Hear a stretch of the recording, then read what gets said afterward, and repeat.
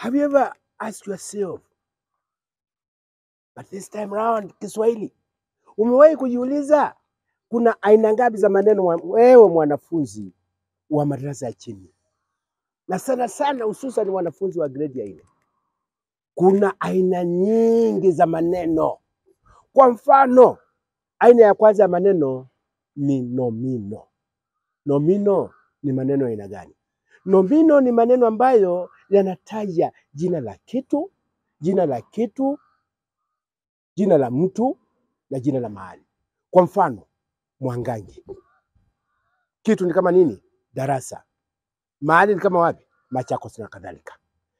Aina nyingine ya maneno ni vitenzi.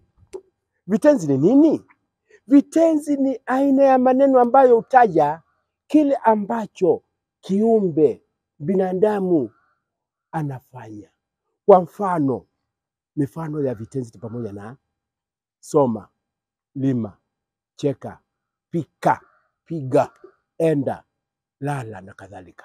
Kuna aina nyingine ya nomino ambayo huitwa vielezi.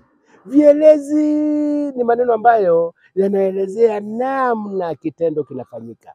Na kuna vielezi vya aina ngapi? 3. Aina ya kwanza, kuna vielezi vya namna au jinsi kitendo kinafanyika.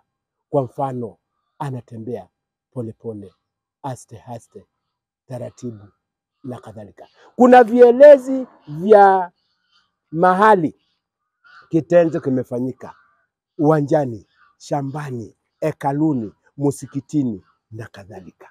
Na mwisho kabisa, kuna vielezi vya wakati kuonyesha kitenzi kimefanyika wakati gani.